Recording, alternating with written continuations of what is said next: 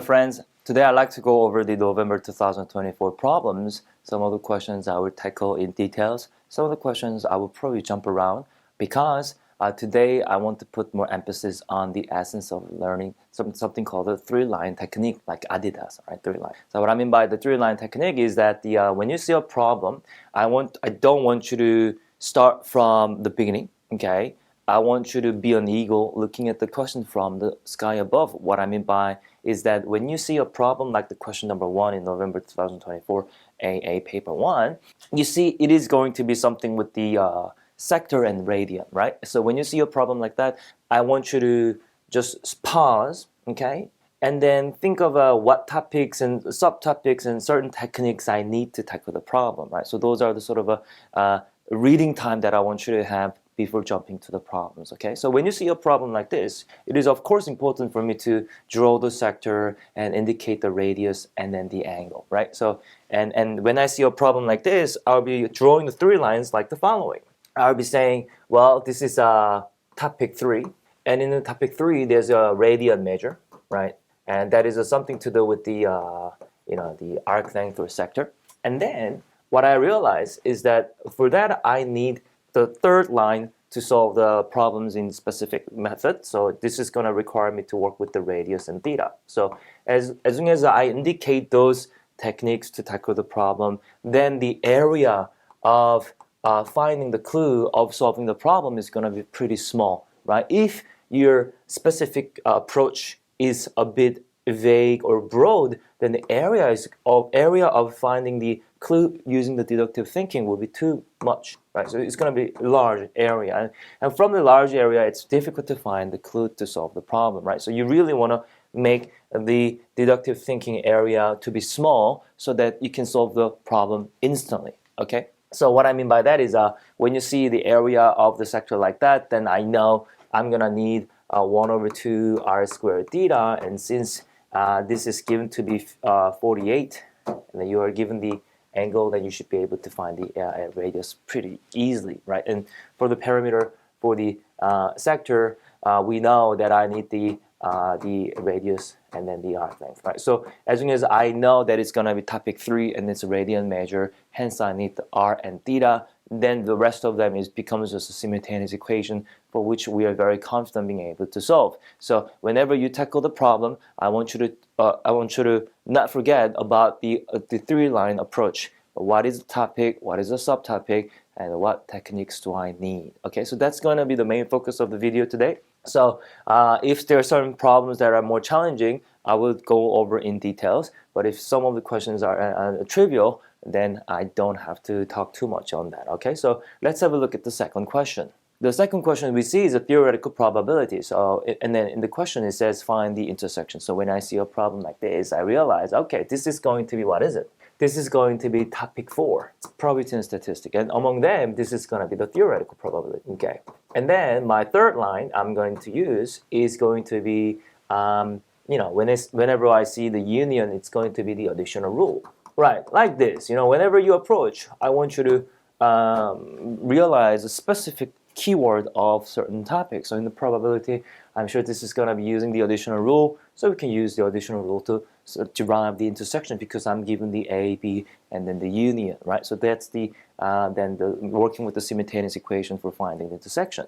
And now for part B, when you see this, then you realize, okay, we already established that it's going to be topic 4, and it's going to be the theoretical probability. And then the specific line that I like to do for part B is that it's a conditional probability. As soon as I see the conditional probability, we realize, I got to remind myself about the probability of A intersection B is going to be probability of A given B is going to be A intersection B over the probability of B. And I'm going to implement the method, but when I see the intersection to be the following with the 2 complement, then I need to think about another red line to give you the narrower, right, the area of deductive reasoning. In this case, I can use the De Morgan's law. On this one, I realize I can group them by the complement. So it's going to be the A union B D complement, like that, right? So then since we have the union, you can use the complement of that event, and you can solve the equation pretty quickly. So I want you to realize whenever you see a problem, do not jump into the problem right away. Remember what topic and what subtopic this is about, and also what certain technique the question is demanding us to know. So that's the sort of a time that I want you to take before jumping into the problem, which we call it really, it's called a deductive reasoning, right? That's really the essence of the AA syllabuses, right? So we use that De Morgan's law here, then easy peasy lemon squeezy. We already have the union, I believe, so you can use it right away. Then you can solve the problem. Okay, no problem. Okay, let's have a look at the next question. It's a proof by definition, isn't it? Because it's talking about that I want to show that it's a multiple of 12, right? So for that, what you can do is you can use the algebra. As soon as I see this problem, I realize, okay, this is going to be topic 1, okay? And then in topic 1, there are many subtopics such as the sequence of series, algebra, simultaneous equation, etc., etc. But this is going to be precisely the proof. I get that. And then after the proof, there are many different types of proof. There's a proof by definition, exhaustion, contradiction, contrapositive, and exhaustion, right? There are certainly 5 types of techniques of proving that you need to know from the deductive reasoning, and there's another one that's called inductive proof. By no means this can be solved with the proof by induction, but let's try to use just algebra, right? So when we see the difference of a square like that, I know that I will be required to be able to factorize, okay? So this is going to be proof by definition with the factorization skill. So what I like to do is just implement the difference of a square right away, right? Then it is really the essence of factorizing and simplifying rather than expansion that puts the focus on the AA method. So here, when I simplify the term using the difference of a square, then boom, I get to 24 times n, which is certainly the multiple of 12. What we can do here is that it's going to be multiple of 12. And proof by definition has to be very precise with the explanation. So what I mean by that is you really want to put the 2n as an integer or natural number, right? So since this is a natural number, then we can say that this number is divisible by 12, right? So it's about the definition thing, right? So this can be solved very quickly using the difference of square, no problem. Let's move on to the next question. So the next question is a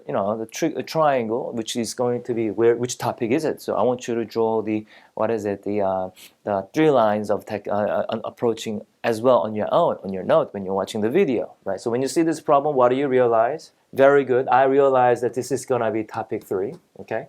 And I know this is going to be something about the triangle. And one way or the other, I'm sure it's going to be either sine or cosine law. We know that, right? And what I want to remind you that is just vaguely, when you get a diagram like this, please be willing to sketch, okay? So what I'm going to just sketch the triangle roughly on my own is given like that. So we got the vertices, we got the length, and we got the angle. So when you see the classification of a triangle like this, you know that it's going to be SSS, which I know it needs to associate with the cosine law, okay? So, things like that. When you see the information like this, I don't want you to jump in and thinking, am I going to apply the sine law? Am I going to apply the cosine law? I want you to be already confident that I'm going to be using cosine law because I got the SSS. Okay, so that's the sort of approach that I want you to take. All right, so let's have a look. So what we can do is to use cosine law on this one. So I just used the cosine law with the angle of 2 theta. But I believe our aim was to get the cosine theta, right? You got to reduce down the angle. What do you do if it's a multiple of 2? Very good. I'm going to use a double angle. But here's the thing, there are 3 types of double angle of a cosine. And for that, we realize that I need to describe something of a cosine. So you want to do cosine 2 theta is equal to 2 cosine squared theta plus 1. Right, so that is a great. So if I just plug the value in, do the rearrangement, you can get the cosine theta, right? So I just compute the cosine law first. Okay, let's get the expression for the cosine 2 theta. Let's have a look. So we got it, right? So that's the simplified form of a cosine 2 theta. But what you can do is just apply the double angle there. Boom. Then you can make the cosine theta subject, and it's good, easy peasy, lemon squeeze it to go, right? So when you see the problem of a triangle, realize that you can make the classification. What is the classification for the cosine law? That's either SSS or SAS. For sine law, that would be either ASA or SSA. You realize for the sine law, for the SSA, you got to also think about the ambiguous case, okay? So things like that. You draw the 3 lines, and when your deductive reasoning area is small, it's rather simple to solve problems. Okay. All right, let's have a look at this. So then what we are encouraged to do is to find the what is it? I believe you had to find the first term and the common difference. Whenever you see a problem like this, when you're given the general term of a sequence and series of the arithmetic in this case, it is going to be simultaneous equation. We know it is going to be topic 1, okay? And then on that it's going to be sequence. And on that one, also what we can do here is that I can actually come up with the fact that it's going to be simultaneous equation, because I am very confident being able to solve any equation of a sequence or series if it's either arithmetic or geometric using at least the 2 information, because any general term of either the arithmetic or geometric sequence or series require just 2 parameters, the first term and then the common difference or ratio. So in this case, what I can set up is the general term of the sequence of the U10, the 10th term of the arithmetic term, to be the U1 plus the 9 times the common difference. All right. So then this is arithmetic series. Remember the Gauss, right? You know how he add up from 1 to 100. We know the formula already. The arithmetic series formula is n over 2 a1 plus an. Right. So what we can do is that we are and of course we can replace the an with the general term. So my point here is I see that it is going to be simultaneous equation, so I'm gonna just come up with the 2 sequence right away. This is the U10 and this is S25. Okay, then as you can see, everything is described expressed in terms of the first term and then the common difference, and it's good to go, right? So if you solve it simultaneously, then you should be able to get the A and D. Yeah, this is trivial question, so I'll just I solve for you, and realizing that it is a simultaneous equation would get you the D right away, no problem. All right, let's move on. Okay, let's have a look at this next question. I believe this was about the function and composite function, and right now we got an inequality. So for inequality, we realize that that's gonna be topic 2, right? The functions and equations. I draw the line, and then the next one is gonna be it's a solving inequality. And for solving inequality, there are several methods. Either sketching or sign diagram is something that I recommend. Here it is going to be quadratic. I would definitely sketch. So now my deductive reasoning area is pretty small, so I can solve this very quickly. I don't have to look no more, right? So this is a quadratic function. I hope it's factorizable. It is factorizable. It is less than 0. So what you can do is draw the axis here, and then the x-intercept is gonna be 3 over 2, and then another one is gonna be 6, and it is a concave up quadratic. I'm looking for less than 0. That's gonna be the negative value. That means the x value has to lie between 3 over 2 and 6. No problem, easy peasy, lemon squeezy. But now let's have a look at the part B. Now what we're looking for here is I want this function, okay, not only exist, all right, but also I want it to be restricted to the one-to-one function. Okay. What I recommend solving a problem like this is that you have to think about being able to sketch roughly. You know, I know for sketching the function in the AA requires a very precise approach, things like the vertical asymptote, horizontal asymptote, slanted asymptote, monotonicity and concavity, etc., etc. But when you see a problem like B, when you need to now define or restrict the domain so that it's going to be one-to-one function, is the following. First of all, you got a quadratic, right? We know it was what is it? There is a positive part and negative part. And what I want you to realize is that based on the x-intercept, of course, for the square root, it needs to be non-negative. So that's gonna be defined either for x less than 3 over 2, sorry, less than equal to, or x bigger than equal to 6. That's what we have. But we need to make it one-to-one. That means it needs to pass the horizontal line test. So if you can actually, roughly sketch this function, you realize that this is going to be really just a square root function, but both ways, right? And you realize, on this case, to make it one-to-one function, I need to restrict either to the left or to the right, right? So in this case, the question asking me to restrict actually less than equal to k. You realize that it's the lower bound of the the restricted domain that's going to make it one-to-one. So for restricting function or one-to-one function, it really is determined either by the turning points, or in this case, where it's going to be passing the horizontal line test. So it's great to be able to sketch, right? So when you have a square root of a quadratic, it's either, right, if the quadratic is concave down, it is going to be circular. And if it's a concave up, inside the square root, the quadratic, it's going to be hyperbola, right? So it's good to know those shapes already, right? Because it's paper 1, you are not allowed to use calculator to graph it. Being able to sketch roughly is really helpful. Okay. So if I just graph the function for you, it looks like this, right? So that was, I believe, it was a 3/2, wasn't it? And this was a 6, wasn't it? And now, as you can see, to pass the horizontal line test, either you can restrict to the left or to the right, but it had to be like the bounded by the k that is less than. So it's gonna be 3/2. So being able to sketch is very, very helpful. Okay, so let's have a look at the next one. So. What I can twist the question a bit is, what if it was a 15x squared minus 15x plus 18, right? So I changed, I believe, the leading coefficient here just to make it 1-to-1, right? So what would be the value of x?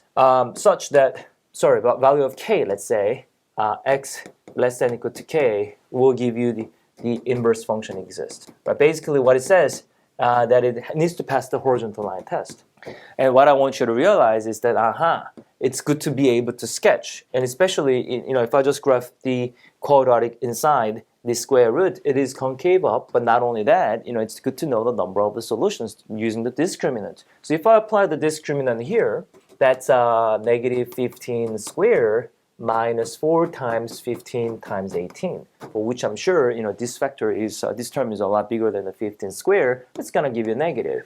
And this is going to be concave up quadratic that is floating above the x-axis. So as you can see, this function is defined everywhere. So the domain is real. But as you know, I need to make sure that it needs to pass the horizontal line test. In this given domain, since the inside function doesn't pass the horizontal line test because we didn't restrict, it's not going to be good for the one-to-one function to exist. And in this one, because I'm able to sketch the quadratic rather simply, I realize who is going to play the big role here to determine the inverse function? The axis of symmetry. So here, the axis of symmetry is going to be x equal to negative b over 2a. It's going to be 15 over 2 times 15. That's going to be half. So as you can see, at x equal to 1/2, I'm going to have a turning point. And based on that, even if you put square root, you can have this strictly decreasing or strictly increasing on the function. So that k value, in this case, previous question was about finding the roots,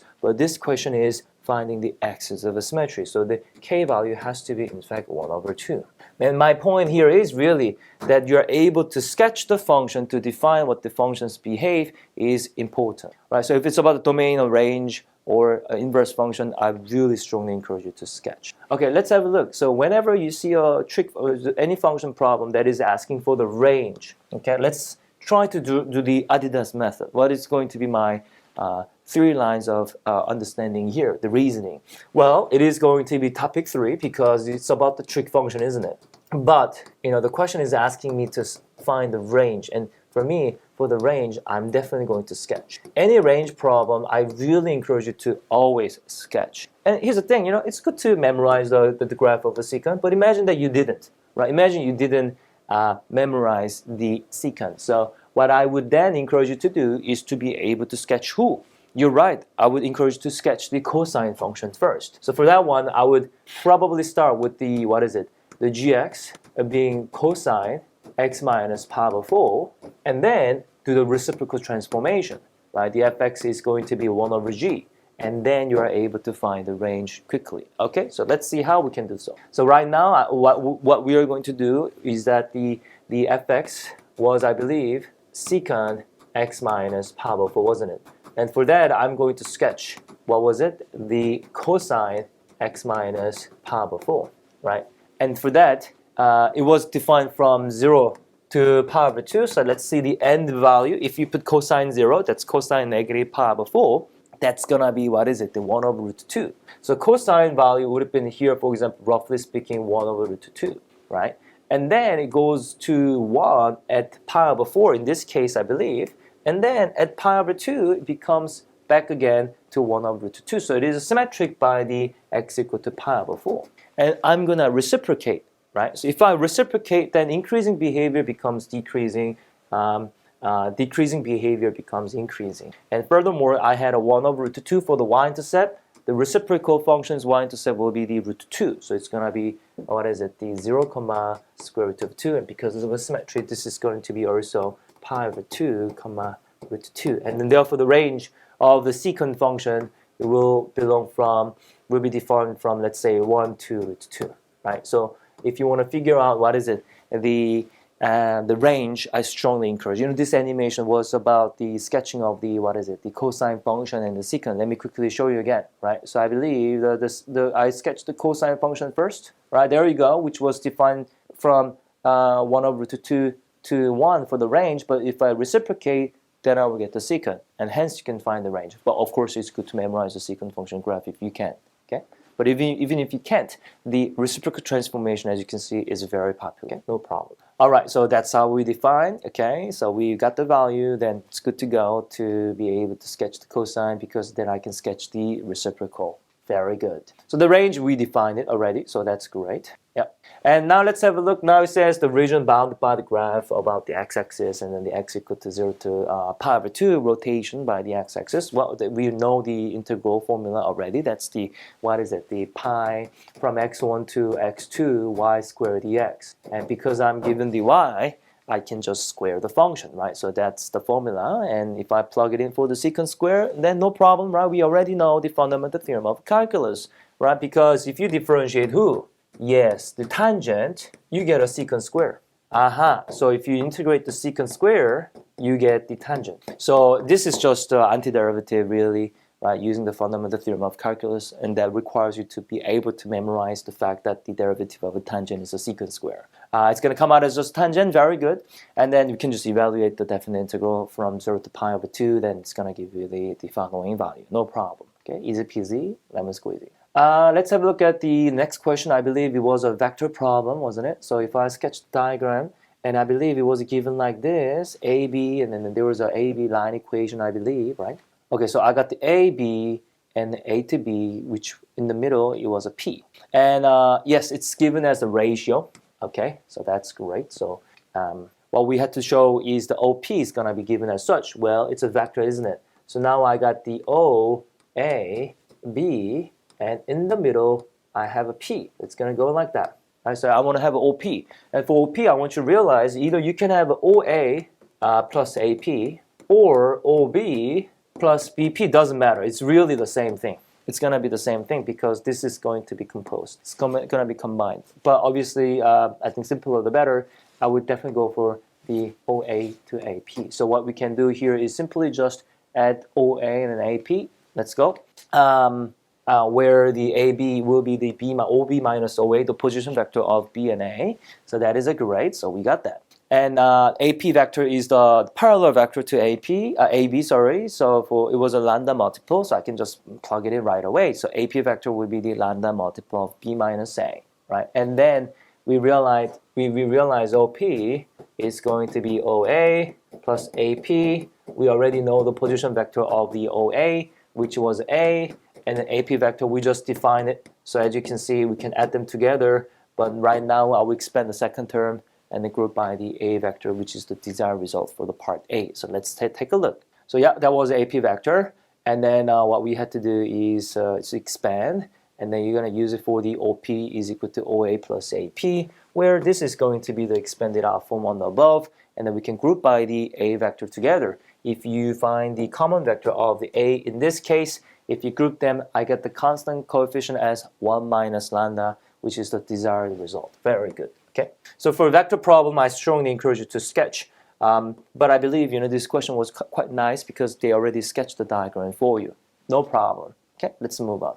All right, so what I'm given also here is that I'm given that it's a multiple, right? It's a multiple. Sorry, I got the magnitude and then the dot product. I'm given that, right? And what I need to do here is, in the case of OP, is a perpendicular to AB. So now let's try to take the three-line approach. So here it is a vector problem, isn't it? So I got the vector, topic 3, which is a vector in this case. And then this is gonna be something with the magnitude and the dot product. And also, you're given the fact that the OP is perpendicular to AB. As soon as you hear something about the perpendicular between the vectors, really, what it reminds me is that I need to do the dot product, right, becoming the 0. So I really want to use, if they are perpendicular, their dot product will result in to be 0. So now what I'm going to do arbitrarily is that OP and AB, I'm going to put it into the dot product and make them into equal to 0. That's our deductive reasoning. So that is a great, and we already have the expression of OP from previous equation, we already know the respective position vector for A and B. So their difference is going to result as a B minus A. That is great. And what we can do here is dot product is commutative as well as a distributive. So what we can do is expand a bit, right? If you expand the equation, it comes out like this. And then also, I got to remind you, A dot B is given, so I can plug it in right away. But also remember, A dot A is the magnitude of A squared, right? So that's a little formula that we can do as soon as we see the dot product of itself, right? So we got the A dot A. I believe, wouldn't you have a B dot B also? Yeah, I got the B dot B also. That's going to be just replaced with the magnitude of A and B, which we were given. So if I just sub it in right away, you should be able to find the lambda pretty easily, okay? So here, what was important thing is that that it is a vector, and for the vector algebra or vector proof, it requires you to know the certain proof, right? A certain formula, right? With the dot product, I want you to please remember this is a very, very popular identity. A dot A is going to be modulus of A squared. Okay, so if you use that, then this question can be solved pretty easily. Easy peasy, lemon squeezy. Let's take a look at the next question. All right, so this is a proving identity problem. I believe these days question number 8 or 9 of the paper 1 usually comes with the trick or the permutation combination. So please bear in mind that you're willing to be able to prove it very well. And for this one, for part A, you need to decide which side you want to start with. You should start from the left or the right. I think it's the reasonable deductive thinking you can make here. And I always like to start the nastier part because there's more room to clean. If you start with something already clean, there are many possible ways to make it messy. But if it's already messy, there's only a unique way to simplify the expression. So I would definitely start from the right end. And as you can see, I got the multiple of 2, so I'm very willing to use the double angle. So I use the double angle of a sine. And here's the thing, for cosine, there are 3 ways, isn't it? We got the 2 cosine squared minus 1, 1 minus 2 sine squared, and cosine squared minus sine squared. But in this case, what I want you to do is I don't have any 1 or negative 1 in the denominator. For example, right, CF, to convert, if you were given 1 plus cosine 2 theta, I know I will arbitrarily choose, right? I will arbitrarily choose 2 cosine squared theta minus 1 because that would have canceled out, right? So my enemy is 1. But here I don't have any, so I will use the double angle of cosine that does not have either 1 or negative 1. That is great. But there's more room to simplify on the numerator, right? Because the double angle of sine also loves 1. And what I mean by that is, if you were given 1 plus minus a sine 2 theta, you can actually make it as a perfect square form. If you now introduce the 1 as a sine squared plus cosine squared, and double angle of sine will be the product of the sine and cosine. And as you can see, that's just the perfect square form of a quadratic. So it's going to be sine plus minus cosine perfect square, right? That's what we have. And what we're going to put here is realize that it's a sine squared plus cosine squared is simply 1, and that can be put it into the perfect square form. So the existence of 1, either for the double angle of the cosine and or the sine, is critical to be able to simplify. So that is great. So I got this expression. Now let's try to factorize as much as we can. So now the numerator was a perfect square, denominator is a difference of a square, and this negative, I believe, can go to maybe the second term, so that it's gonna be changed into, what is it? Sine minus cosine, where I can then get rid of the top and bottom, right? So that is great. So if I plug it in, simplify the term, you get the following. So I got this, and that's beautiful. So I got this, that's beautiful. What we are gonna do here, maybe multiply the negative, the top and bottom. But also realize, when you were working with the, for example, double angle of tangent, you remember? You start with this as a 2 sine theta, cosine theta, over cosine squared theta, minus sine squared theta. Do you remember how we can actually describe everything in terms of tangent? So what you actually did was to divide numerator and denominator by cosine squared theta, right? You usually divide by the highest power of cosine, top and bottom. And in this case, what you can do is to divide by the cosine, top and bottom, which is the power of 1. In this case, to induce something of a tangent, right? So that is. But also realize on the left-hand side, right? And the left-hand side, we had to, of the statement that I had to prove, was given that the tangent theta minus power 4, which I can use the compound angle. And what is important for you to be able to come up with is that this 1 can be replaced by tangent pi over 4. That's a special angle of a tangent. And you realize, aha, so that it becomes really the same identity as we wanted to prove. Okay, so therefore, we know the left-hand side and the right-hand side is actually the same. So what we had to realize here is that I believe the negative should be disappear. I actually got rid of it, so sorry, I think this is just typo, okay?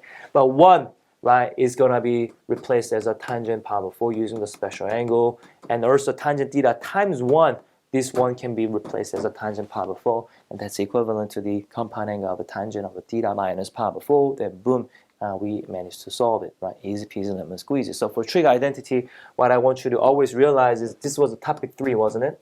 And then this is about the proving identities. And what I had to realize is that, you know, I always start with the nastier side. I start with the nastier side. I prefer nasty. But on top of nasty, you realize it was about the double angle, wasn't it? But also, not only do you prefer the existence of 1 pairing with the cosine, you also prefer the 1 pairing with the sine double angle because this can be put into the perfect square. Okay? So knowing that would have given you a smaller area of deductive reasoning, which then would have taken less time to find the clues. Okay? Very, very good. So you always have to make it narrower, the area. That means it would take then less to find the treasure of the question. So now if it's a hence problem, please, you know, try to use the identity that you proved in the previous section. So I believe I can just plug it in, and I believe it was a 2 theta, and it was a tangent theta minus pi over 4. So if it's x, then it's gonna be x over 2. So notice the equation right here. Then you can solve for the general solution, no problem. But you know, if it's x over 2 minus pi over 4, what I would encourage you to do is please be careful with the domain. So if I restrict the domain for you, I got 0, x over 2, and the pi. So if you subtract by pi over 4, you realize I'm going to go from negative pi over 4 to 3 pi over 4. And for that, I know I can restrict from 0 to 3 pi over 4. Okay, I believe that will be from 0 to 3 pi over 4. And then I go from negative pi over 4 to 0. So on this one, I need to find the tangent being positive. That's always either first quadrant or third quadrant. But as you can see, I cannot go to the third quadrant, so pi over 3 is in fact the only solution I can have. And here, n has to be simply just 0. So then you can solve for the x, no problem. It's going to be just 7. Okay, good. So always, when you see a problem, be willing to, take the 3 lines of understanding and see which one you're going to take so that it makes everything, narrower. Oh, yeah, I believe this question was an optimization problem. You can see on the diagram, I didn't put the diagram, I believe, in this question, unfortunately, but it was about the cylinder, okay? And then there was a hole here. And what you had to do is obviously to use the fixed constraint to find out the modeling for the area or volume. So let's take a look what's gonna give us. Show that the that's the surface area. And I believe, we are given the measurement, so we can actually do this ourselves. So you had a larger circle to be the 4R, okay? And then there was inside. Oh, I actually this before, didn't I? Let me draw the diagram once again. And then this radius is R, okay? Let's try to find the surface area here. What you can do for the surface area is obviously we can talk about the base area the base area first, which is circular. That's gonna be 16 pi r squared minus pi r squared. And I have 2 of that, so that's gonna give you 30 pi r squared. So that's gonna be the representation of the top and bottom base area. And then the curved area will be given by the circumference of a circle times the length, isn't it? And I believe the length is, both of them are height h. So for the larger curved area of a cylinder, it's gonna be 2 pi r. So the r radius is a 4r, so it's gonna be 8 pi r h plus. And I'm gonna have the 1 inside here also, which is gonna be 2 pi r h. So if you add them all together, that's gonna be 10 pi r h. And I believe in this question, we had to find either maximum or minimum volume. For that, you had to use the fixed constraint of the area. So let's take a look. So we already got the values here, it's no problem. We already sketched that. We already showed the identity here. So I'm gonna fast forward the section here. I forgot that I actually written it down. I should have just shown you the, the slides, okay? But anyways, yeah, facts, okay? 2 ends area, outer surface area, inner surface area will give you the area that we wanted to have, so no problem. Yeah, so we got the value, and I believe it was given to be fixed to be 240 pi, right? So I'm gonna let that to be the same as equal to, and then I'm gonna make the h as a subject because they asked me to find the volume just in terms of r. So what we can do here is let that to be the 240 pi, and then we can obviously simplify using the common factors such as 10, right? And I got the 10 pi as a common factor, so I can lose it. And now you can make the h as a subject because we want the expression just in terms of the radius. So other than the h, I'm going to shift it to the right-hand side altogether. So if I do so, that's the simplified form after having divided by 10 pi, and then the, what is it? Here the h will be 24 minus 3r squared over r. So I'm going to put that into the equations, no problem. So then everything will be beautifully just in terms of r, right? So let's plug it in. And then that's the volume expression. That's the larger volume of a cylinder minus the smaller volume of the cylinder. But because now I can find the subject of h from the fixed constraint, everything will be just beautifully in terms of r. Okay, let's have a look. So yeah, that was a fixed constraint. This is the expression of the RH. That's the h in terms of just r from the fixed constraint of the surface area. And that was my volume formula. We sub it in the h. Then if you expand, you're going to just get the cubic expression. You're going to get the cubic expression of the volume in terms of r. You will just get the in terms of r, okay? And let's see what equations we're going to get if we expand with the h. So that's the volume in terms of r. If we expand, then it becomes now trivial from here to find the maximum minimum, because all you got to do is just to differentiate the polynomial form and find the stationary point. If you differentiate, this is the polynomial, so pretty simple to differentiate. It's going to be just 360 pi, and then 3 comes down, becomes a quadratic. And the reason we have done so is because we want to find a stationary point, right? It's a perfect square, right? So it's we just can put plus minus square root after the rearrangement. So let me quickly show you. I'm going to let that to be 0. If we make the r square as a subject, you get the 8 over 3. And now for the r, it's going to be plus minus square root of a plus minus. Right? We have a 2 stationary point. And what I want you to do is always verify the stationary point. You cannot say that this is going to give you maximum minimum right away. You always have to verify. And on this one, I believe this is the representation of the derivative. This is a dv over dr, right? And it is a concave down quadratic. This is a concave down quadratic. And I would have that negative r and r. And as you can see, at my positive square root of 8 over 3, you realize the sign changes from positive to negative. That will give you, what is it? The increasing, decreasing behavior of my original function. So that's going to be the maximum value. Okie dokie? So please make sure that we are able to verify the nature of a stationary point either using the sign diagram or second derivative. But if you can sketch the first derivative easily, please graph it. Please use the sign diagram. So let's have a look at the second question here. I want you to realize this is a very popular form of question actually in engineering. So if you divide the top and bottom by e to the power of x, this is actually the same as e to the power of x minus e to the power of negative x over e to the power of x plus e to the power of negative x. This is actually the representation of a hyperbolic tangent.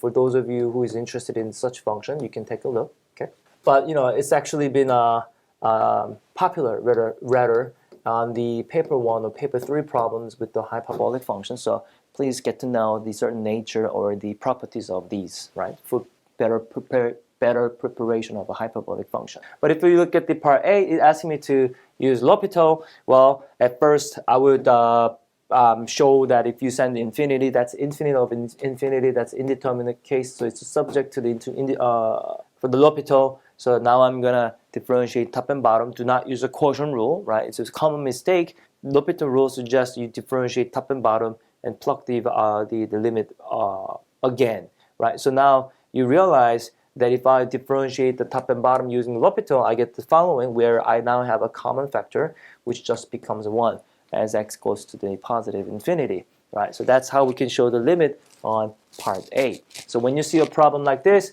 is going to be obviously topic 5, and this is going to be a limit. And if you want to talk about the L'Hopital, please make sure that it's indeterminate. and also check whether how many times should I differentiate. If you differentiate more than 2, okay, that probably implies if you had to do L'Hopital 3 or 4 times, which is a very common to ask, there's always a better way, is what I'm saying. There's always a better way to stop by at most 2 ways, 2 times in a row. For the L'Hopital is my sort of a word of advice if you are working with the L'Hopital problem. But anyways, let's move on to the part B. Let's try to focus on 3-line technique to solve the problems, okay?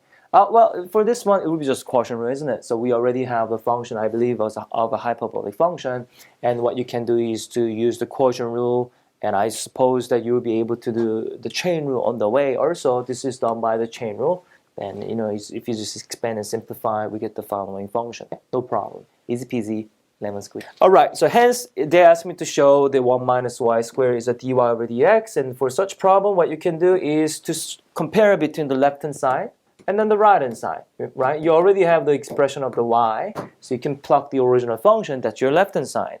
You also have the derivative already, and just being comparing the left and right will give you the value. Okay, so you already have the y, and what I would do is just to square it, and either you can expand, but what I think you get more benefit here is probably do the difference of a square, because it's a factorizable, right? If you can factorize, it's always more preferred way. So if I simplify for you, you realize that it's going to be the same as the derivative, which we got from the first equation. So no problem. Now let's go for the next part of the problem. They ask you to find the second derivative using the implicit differentiation. So what you can do here, you can differentiate the already existing equation, sort of a differential equation actually. But if you differentiate the left and right, okay, then you can use the second derivative equal to the left-hand side, where that's going to be the implicit differentiation, right? So on this case here, what is it? The 1 becomes just a 0, and for that one, if you differentiate the y squared, that is the same as a d over dy of a y squared, but I got to get rid of the dy, so it's going to be dy over dx. So that will just come out as a 2i, and it's good to go, okay? So then we already have the first derivative expression, so you can plug it in, then you will get the second derivative expression, easy peasy, lemon squeezy. So what I want you to know for the 3-line understanding here is, yes, this is a topic 5, especially the differential calculus, and for that I got to do the implicit differentiation well. But for that, it may or may not be requiring more rules. When you do the implicit, sometimes you have to do the product rule, sometimes you got to do the quotient rule, sometimes you got to do the chain rule also. Right? I believe for the third derivative, there's going to be a case when you have to do the product rule. So let's take a look. Because the question also asks you to find the, well, that's the second derivative. And it asks you to find the third derivative, right? So what we can do here is to differentiate this again on both sides. But I don't have a, actually I don't have a, the product rule here. What I can just do is that on the right hand side, that's going to be 6y squared dy over dx minus 2 times dy over dx. So let's just plug it in and see if we get the same result. Yep, on the right hand side, that's going to be the implicit differentiation. But luckily, I do have the expression of the dy over dx, don't we, from the first part of the equation. So you can do actually the substitution. Right, so this dy over dx can be derived from, I believe it wasn't 1 minus y squared, right? Yeah, it was 1 minus y squared. So as you can see, you can actually sub it in onto these, and you realize that if you expand, you will get the result of the third derivative. So that's beautiful, right? That is a beautiful. And the reason they ask you to use to derive those derivative is because they wanted to get the Maclaurin series of the hyperbolic tangent, where the Maclaurin series function is the approximation of a function using the power series, but they ask you to describe up to the third derivative, the third term. That means I need to have a first, second, and third derivative, which we already found using the implicit differentiation. So the initial condition here at 0 is going to be 0. That is great. And first derivative is 1. So it's going to be just a 1. And then the second derivative, you also have the expression, I believe the initial condition of y was actually just 0. So it's going to be 0. But here's the thing. You already know sort of that this is going to be, only giving you the odd term. Only because it's an odd function, right? That y equal to hyperbolic tangent is an odd function, And if it's odd function for the Maclaurin series, please remember that you will get only the odd degree. So it's going to be usually the a1x, a3 x cubic, a5 x to the power 5. So I was already expecting that the function of 0 and then the second derivative of a 0 would have resulted in 0 because it's an odd function. I wouldn't have the even term. Okay, so that's great. So if I go to the third derivative, okay, I get that, and if you use the initial condition, I just get the -2. Then -2 over 3 factorial would be the coefficient of x cubic. So only what survives? Only the odd term survives. So that is actually going to be the hyperbolic tangent Maclaurin series. Okay, that is a great question. So let's have a move on to the next one.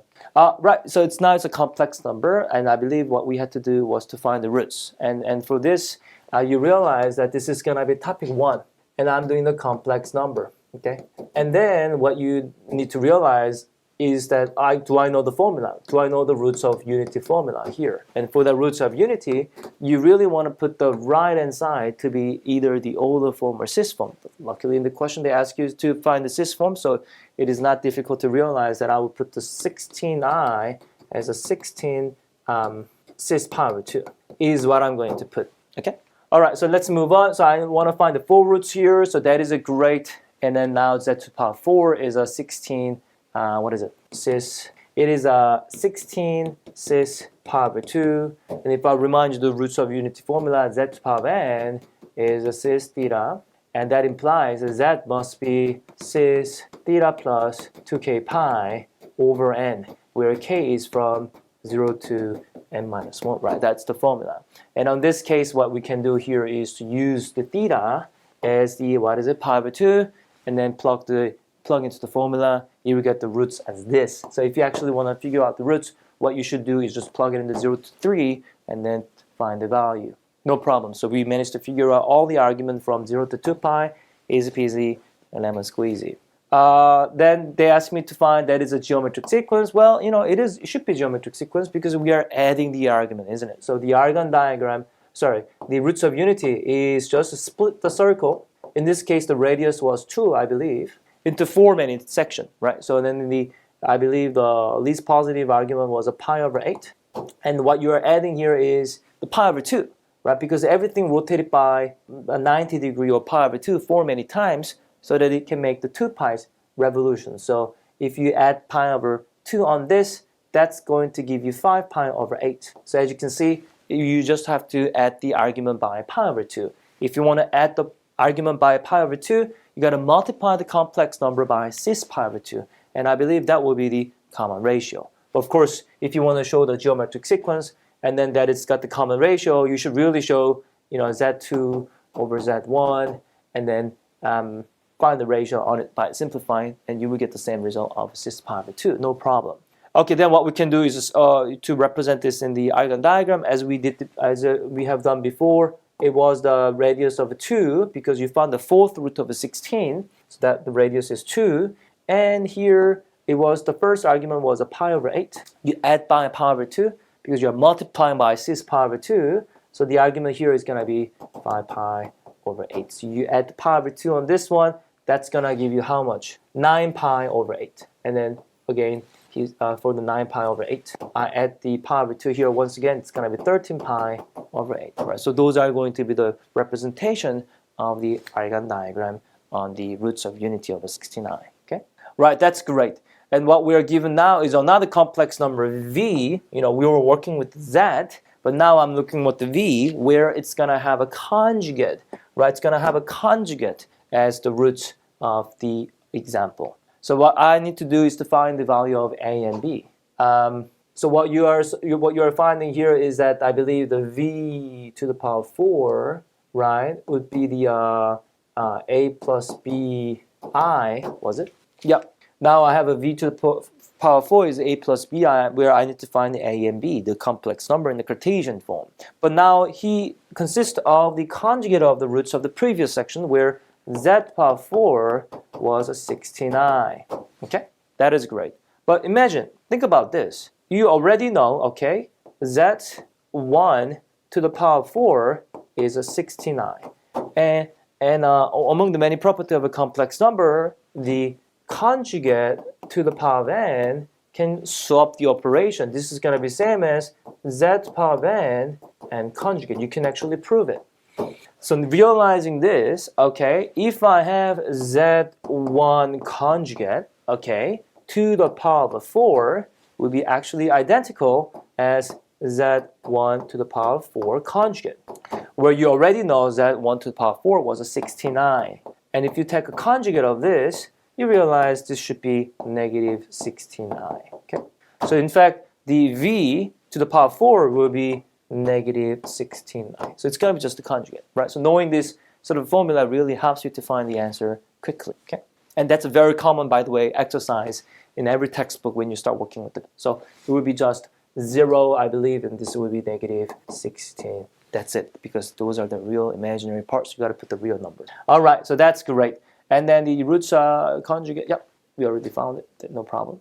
And then the midpoint of AB is the A prime, C prime, D prime. Consider the equation of W. Find the roots of the represented point. Okay, so for this one, I think it's important for us to be able to sketch. So let's graph it. Or the A, B, C, D. Or the, I believe, for the 16i. So let me quickly go here on the argon diagram. I think I would need a bigger picture. So here on the argon diagram, I got the real and imaginary. And on this, you draw a circle with the radius of 2. And we already got the argon diagram of the first one. That's going to be pi over 8. That was 5 pi over 8. That was 9 pi over 8. And that was a 13 pi over 8. That's great. And now what we are trying to do is get the midpoint between A and B. So this is going to be A, B, C, D. And let's get the midpoint here, okay? That's the midpoint, sorry, the line AB, BC, CD, and DA. And I'm gonna find their midpoints. So it's going to be the midpoints of A prime, I believe B prime, and C prime, and D prime. What we need to do is to find the, 4 roots of the following equation that are represented by the point of A prime, B prime, C prime, D prime. So as you can see, those are the roots of a new complex number where if it's something with the roots of unity, I need to have a circle. So what I need to now know is the radius, so circle, another circle. It's not a scale, sorry, so please bear in mind. But obviously the radius got smaller, isn't it? So now if I try to go of this radius here, which is going to be the distance from the O to A1, where the A1 is just going to be a foot on the isosceles triangle's perpendicular bisector. So if you look at the, and it was a, I believe it was just a 45, 45, 90 degree, right? Because the angle here was in fact just 90. So that's actually not that bad. So the radius of the original circle was 2, okay? Yes. And then the hypotenuse is gonna be, 2. Okay, that's great. And I'm gonna halfen this. I'm gonna put a perpendicular bisector and it's a similar. So in fact, this is gonna be halfen and that's gonna be halfen too. So the radius here is gonna be simply just root 2. I love it. So you already have the modulus of the the new complex number. And what about the argument? Well, we're splitting this up by what again? We're splitting this up by the 4 times. So it's gonna be the fourth roots of a complex number. And we realized the argument that I had on the pi over 8 here was simply just pi over 8. And to get to the A prime, that was a bisector, so I'm gonna have to add by pi over 4, okay? So if you add these arguments all together, I have pi over 4 plus pi over 8. That would have resulted in 3 pi over 8, okay? So the A prime, the new root of unity, now I have as the modulus of the square root of 2 cis 3 pi over 8. That's what I have, okay? That's great. Okay, that's great. And then the other complex number, we only change the argument. The radius would remain as a square root of 2, but again, it's a split up by 4 times, so that's gonna be just common ratio of cis pi over 2, where it means I just have to add the argument of a pi over 2. All right, so that's great. Now I want to find so the omega, a new root, is going to be root 2 cis 3 pi over 8. But I want to have, what is it? Same as if I put into the omega to the power of p, I want to have 2 to the power of q, which is going to be simply a real number. Okay, I want it to have a real number. Okay, so imagine you let q to be 8. Okay, the reason I put the q to be 8 is because I didn't want to have the rational argument. If you put into the power of 8 on this one, sorry, on the p for the omega, you realize that's going to result in, what is it? 2 to the power 4 cis, can you see? 3 pi. Where cis 3 pi is simply -1.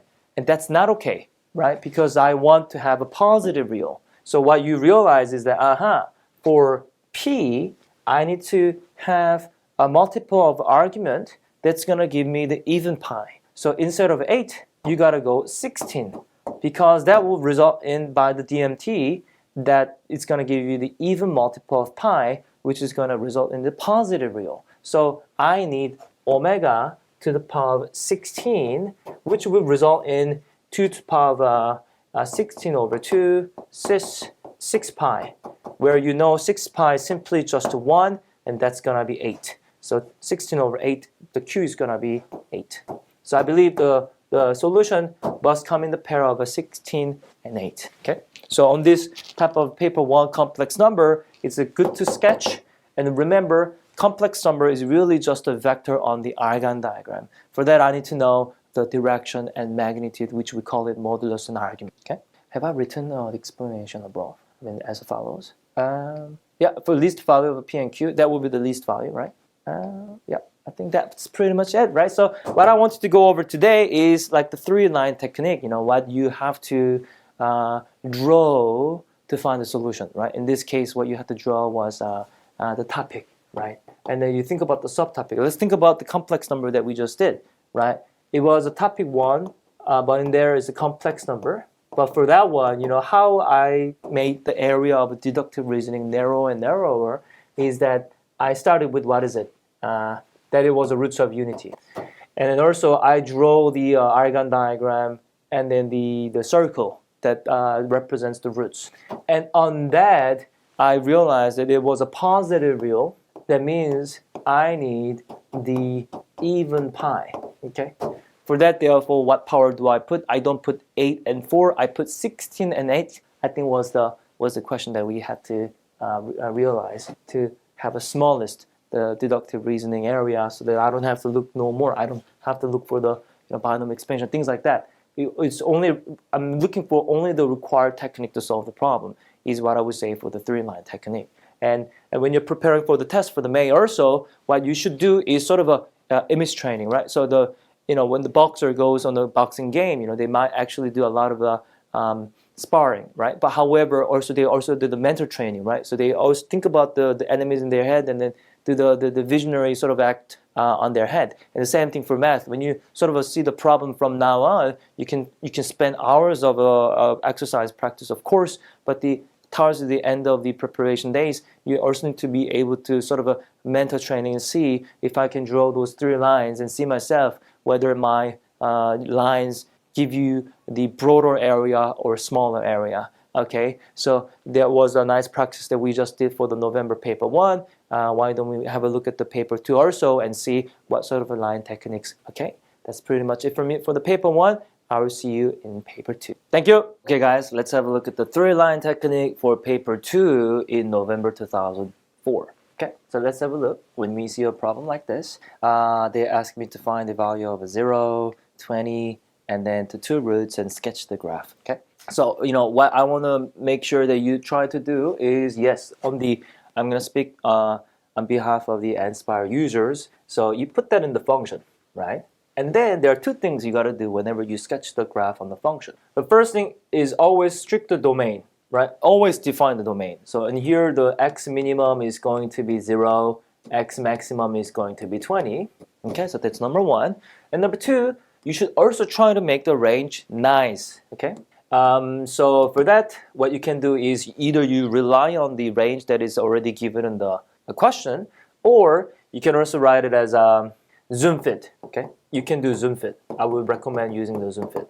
Of course, it really depends on the context. If you were given a fast changing polynomials or rational function or exponential function, if you do the zoom fit, the y maximum would rather be very large because it actually diverges very quickly. It depends on the context, but for this function, I would encourage you to just simply use the zoom fit for defining the range, and that would be nice. Yeah, so for that one, that would be my 3 lines of understanding. So now I have a topic 2, that's a function sketching, and for the use of a calculator, okay, I would always encourage you to do the domain and range. The whole point of asking you to sketch the graph on the calculator is to check your understanding on the domain and range. Okay, great. So let's move on to the next question.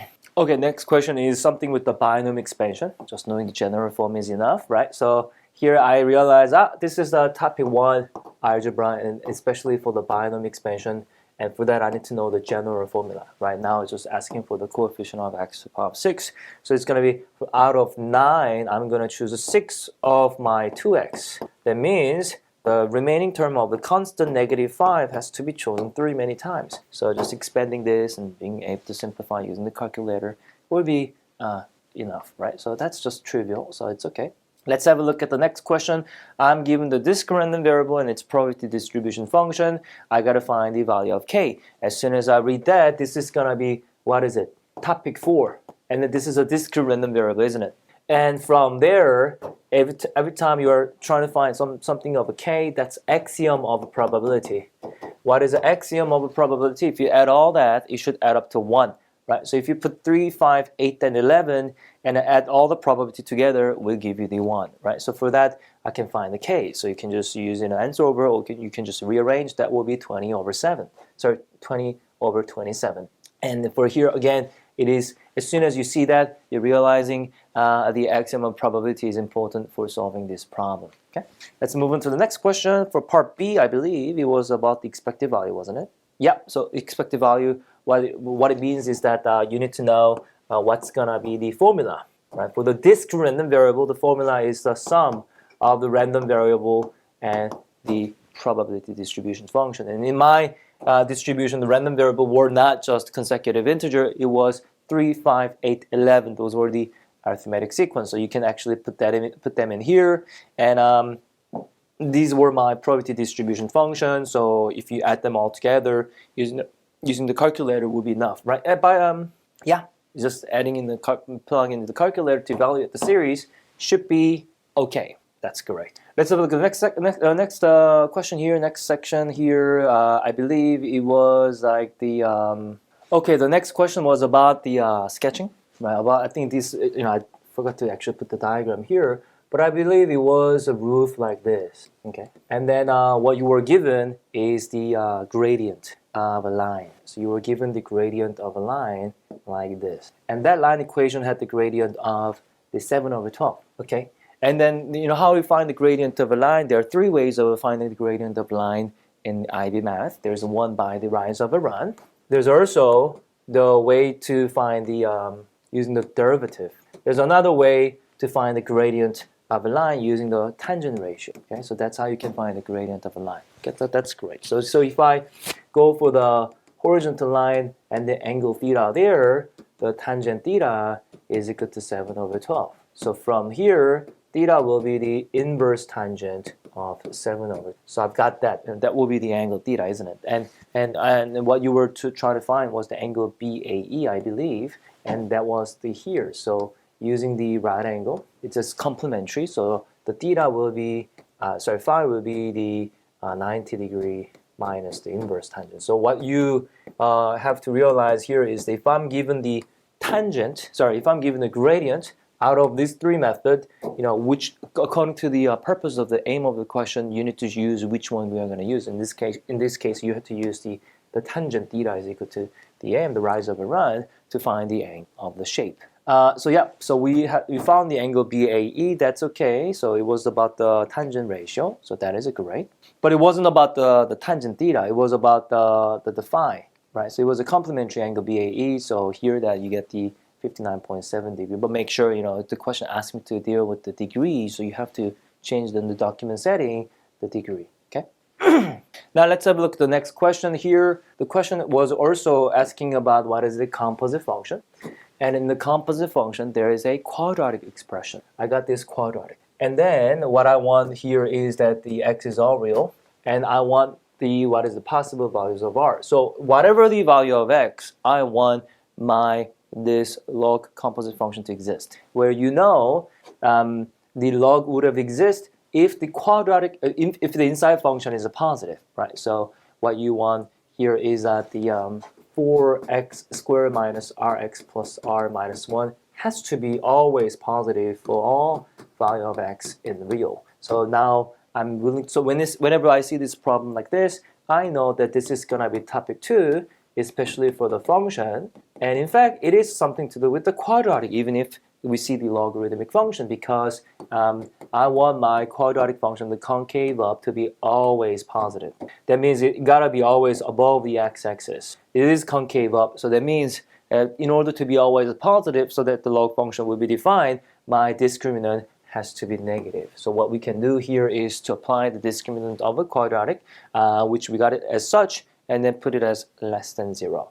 And it's not factorizable, so I find the roots of using the quadratic formula for the r, and it's going to be concave up, but now with the 2 roots for the r, I'm not talking about for the x, and that's going to be 8 minus 4 to the 3, and that will be 8 plus 4 to the 3, and I'm looking for the negative region for the function, so it's going to be between those values. Okay, so realizing that is a composite function, and this quadratic has to be always positive for regardless of any value of x, was the key understanding that I had to do somehow actually use the disk. Okay, that is a great question. Let's move on to the next question. Oh, so next question is our favorite, right? So paper 2 always these days, number 8 or 9 will be always something to do with the permutation and combination. So let's take a look at what we can do in this permutation combination problem. So now, sushi restaurant, 12 seats, how many people? We have 3 people, okay? And for part A, what we need to do is to find the number of possible ways they can be seated in this row if they decide not to sit together as a group of 3. So 2 is okay, but 3 is not okay. So for this type of problem, what we can do is to apply the exclusion principle. What I like to do is to talk about the total.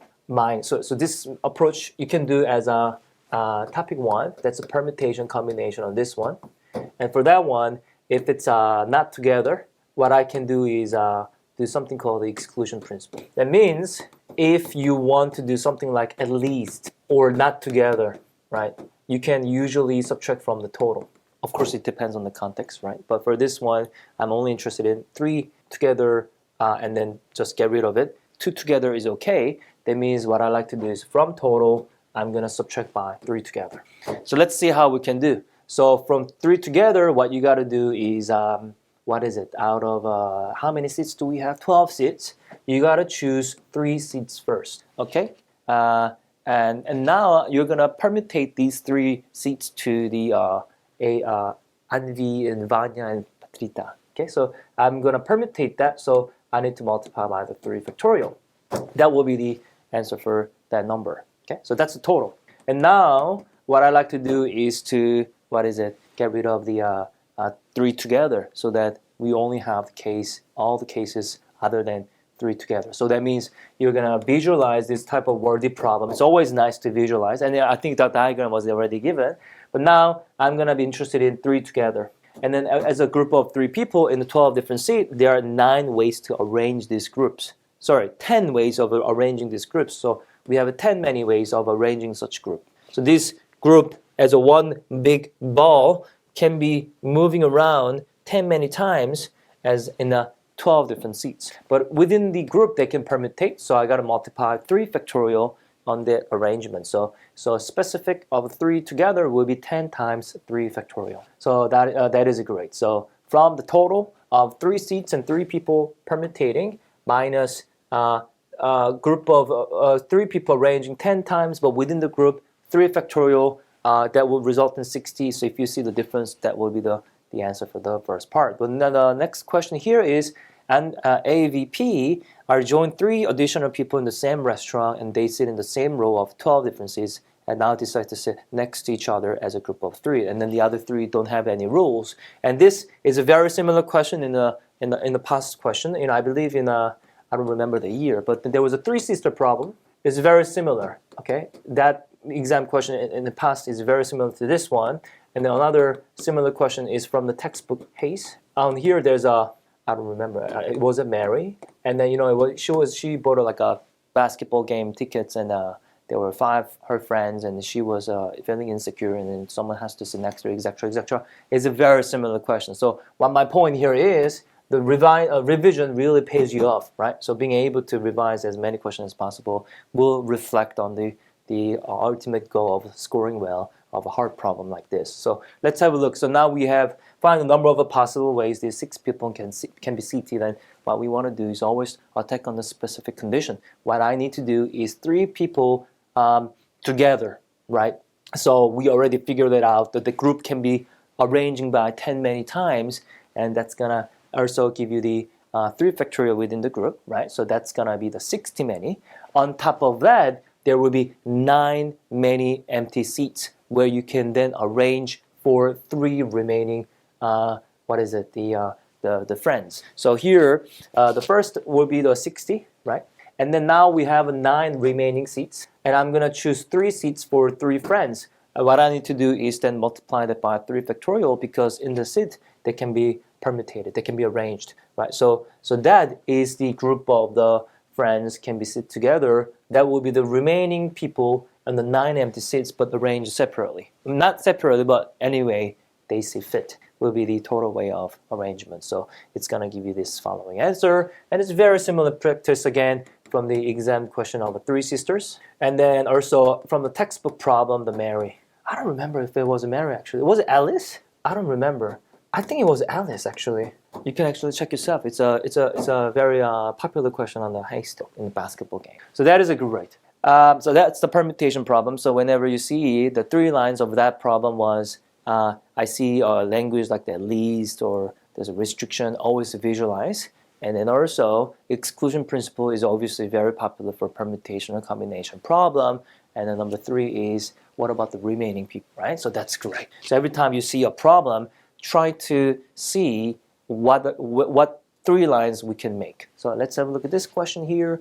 So another very famous identity, that absolute value of square is super popular. So there are other 2 more absolute value that is important for IB. So there's a real number, then modulus of x squared will be same as x squared. If it's a vector, then the vector modulus square will be the dot product of itself. So those are the 2 more very famous absolute value square that you gotta memorize. So and as you remember, this was actually in the paper 1 with the vector proof. And likewise for the complex number, we are asked to prove this, and you can prove in many different ways. Either you can prove using the Cartesian form or the polar form is up to you. But if I use the Cartesian form, I got the complex number, I got the conjugate, I'm going to arbitrarily multiply, then realize that this cancels out, and then the I squared will give you -1, which becomes the A squared plus B squared, and that is precisely the perfect square of the magnitude of the complex number. So then we prove that the product of complex and conjugate will result in the modulus omega square. So that's the first proof of it, right? And then, you follow up with this following question. You see, every time you prove something and then they ask you to sort of find the complex number as such, you should definitely try to use the identity that you prove, right? So given the omega is this, try to find the z what they're saying. So every time you are given the identity proof, that means the follow-up question is going to be relying on that identity. And what we just proved was a complex number and conjugate was the modulus omega square. And if I want to use it, I believe maybe I will use the first equation, don't we? Right? If you multiply the omega on both sides, you realize on the left-hand side that's going to be 5 times the modulus omega square as proven before, isn't it? And on the right-hand side, that's going to be, what is it? 1 minus 2i. It was a z square, so if I just put it into the product of z and z, but now I have this omega, don't we? All right, so but the product of z and omega is also given as a second equation. It was given as a, It was given as 10 times 1 plus I, right? So in fact, everything can be simplified for the subject of z. The omega, modulus of omega was given as a 2 root 5, so modulus of omega square will be 4 times 5, which is just a 20.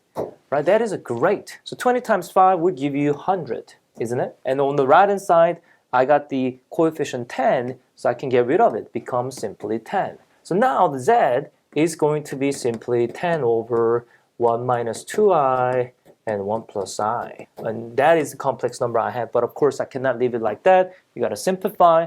But I will leave it as an exercise for you to simplify, of course. Just Cartesian form, you got to just multiply by the conjugate. Easy peasy, lemon squeezy, okay? But if you do it really quickly, you know, it becomes, what is it? 10 times 1 plus 2i, and what is it? 1 minus I over, it's a magnitude, it's going to be root 5 times root 2, and then square. So it becomes 10, 10. All you got to do is just expand, right? Remember, 1 over z, okay, is the z conjugate over modulus omega squared, okay? So again, this you could have solved it by plugging the, you know, z as a plus bi, and then omega as c plus di, and try to solve a bunch of a simultaneous equation, but I don't think that's the point. All right, let's move on to the next question. Now I have a geometric sequence, and then here, what they're saying here is that it converges, you know, converges something with the infinite series, and you are letting the n to the infinity, right? It says a geometric, right? And from here, then my focus is going to be my common ratio, where it's going to be something to the power of n, and here the common ratio is going to be log 2c. And by the condition of the infinite geometric series, you know the common ratio has to be bounded by 1. You see, so every time since I see this problem with something with the convergence, I realize that this is going to be topic 1 and the sequence series, especially the geometric sequence series of infinite geometric series, and for that the convergence has to be less than 1. So that's going to be the first thing I'm going to write on the part A. And then the common ratio here is a log 2c, and then now it's just solving with the inequality that I can put it as a plus minus 1. And I don't like the log 2, so you're going to exponentiate both sides with the base of 2. So if you do so, the c has to be bounded by 1 over 2 and 2. Okay? No problem. Easy peasy, lemon squeezy. All right, so in this case, what we can do here is move on to the next question. So let's have a look for part B. Oh, but we actually move to the next question. Let's have a look at the next question. So here, I'm given, what is it, this modeling problem. What you can do is just be, okay, so for this type of modeling problem, I would say that I need to deal with, you know, this is a topic 2. This is a function. And for function modeling, it's rather important to be able to sketch, okay? And for this one, when you graph it, okay, you got to make sure you restrict the domain, okay? You got to restrict your domain. The x minimum, I'm going to put 25. X maximum is going to be 100. So now we're predicting for the 2100, but I start with the 2000, so t value is going to be 100. No problem. You can make a prediction. It's okay. And then what's the context of a 1.005, right? You know, this is something we learn a lot when you are working with the geometric sequence and series. It's going to be the percentage multiplier says I'm going to do 1 plus 0.5 over 100. So the context you can do is that the population increases 0.5% every year is going to be my interpretation. So not only are you able to compute, but also give interpretation is also required in AA. If you read over this question, this is very similar sentiment. This is a very similar sentiment for AI, because now it's all about interpretation. But it's expected also for the AA, especially for paper 2. You know, you see this type of interpretation problem a lot when you're working with the exponential or logistic growth or trigonometric modeling. So please be prepared that you are able to interpret the meaning of those values in English, okay? All right, let's have a look at the next question. So, yep, that will be the logistic growth, isn't it? Right, so that's the logistic growth of the carrying capacity of a 62, okay? Let's see, so what do we do with this B and C? Use the model to predict, so, yep, that will be just t equal to 100 or so, no problem, okay? Determine the year in which the difference between the prediction from the B and C is going to be the greatest. Okay, that's a great question, right? Because, again, it really captures the emphasis that I've just mentioned, right? From this word, this sentence, you got to be able to come up with the equation, right? But as soon as you see that it's about the difference, okay, you know, for the difference, I don't care, who is bigger or smaller. I don't know whether my b function or c function would have been bigger or smaller. I don't know. I only care about their gap. I only care about their difference. And for that, as soon as I see the difference, I'm going to come up with a difference function. But I'm going to then see the difference between the b function and c function. However, I don't know who is going to be bigger. Therefore, you got to put the absolute value, right? Being able to put this absolute value is the key for solving this question nicely. So being able to see this worthy problem, but now because I don't know who's going to be bigger or smaller depending on the time, putting the absolute value will give you a function nicely interpreted to be able to find the max. I think I sketched it before, but it looks like this, something like that. You can try yourself with the b exponential growth, c as a logistic growth. And however, the problem here is, remember, this prediction was between t, I believe, was 25 to 100, wasn't it? So your job is make sure you always restrict the domain, right? Every time you use a graph, you use a calculator to sketch, you got to do two things. Number one is to define the domain. And for this one, I think it would be nicely having a turning point. So you got to do the zoom fit. I think it would be difficult to come on our own to find the range because I don't know what the difference is going to be. Okay, that is great. Find the value of, okay, and also, yes, be able to differentiate on the calculator. Okay, there are many different ways of calculator. On the Anspire, what you can do is press menu and then go to calculus and then put the numerical derivative. And they're going to ask you to find, the x value and then the function expression. You just put that in of the b function, which I believe was exponential. Then you can plug it in right away. Or you can put the, graph. You can graph the derivative. It doesn't find the expression of the derivative, but it sketches the derivative function. So what you can do here is on the Nspire calculator, there's the logo with the book, but on next to it, there's a fancy operator collector. So if you press that, you should be able to select the derivative expression, even on the test mode, no problem. And on here, you're gonna put your bx function. You don't have to differentiate. The calculator is gonna differentiate and graph the derivative for you. So then, the graph is gonna be given like that. That will be the derivative.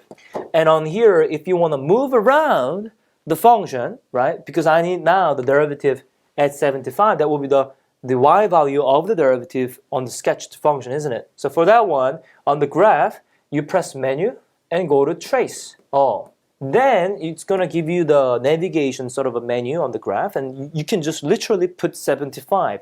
Just press on the number pad 75. Then X is gonna be selected for 75. If you press that, you're gonna get the value at 75. Okay? So please be able to navigate on the calculator to evaluate the value on the graph. So one way or the other, but of course I believe this method will be better. Okay, be able to differentiate. Just numerical derivative is enough. And I got the you can put it in the logistic growth of the derivative. And if you plug into the calculator, I believe I've got the value. You get 0.185. And what you have to do is to give a context of the value. Okay, and you know what? I will tell you a very common mistake of this interpretation. What the people said is, I believe B prime at 75 was bigger than C prime 75. I believe in the equation, okay? Because of that, a lot of people said B is increasing faster. And that will be incorrect interpretation. Please be careful with the language. Because if you're saying increases faster, okay, that means its concavity is bigger, okay? It means the concavity is bigger. Oh no, I think the common mistake, I will tell you the common mistake of the question here. I believe the B prime was at 75 was bigger than C prime of 75, okay? When it was given such, the other people, what the common mistake was that they answered this problem as the gradient of B changes faster, is increasing faster. And that will be the incorrect interpretation. Why do you think so? Right, if you say something about the gradient changing, that's not function changing, is it? That is talking about the concavity. And that's something to do with the second derivative. So I cannot say something about the gradient changing faster or smaller. what you can say here is that b, the function b, the prediction of b increases faster rate is all you gotta say, or changes faster rate. Okay, so you need to make sure the derivative, the first derivative, is to check the behavior of the original function. If you say something like the gradient of a function, it's going to imply that you are looking at the derivative interpretation using the derivative of that, which is a second derivative. So make sure we are able to understand the context of the question. Okay, the next question was a vector. Every time you see the vector equation like this, you realize, this is something to do with the Cartesian form.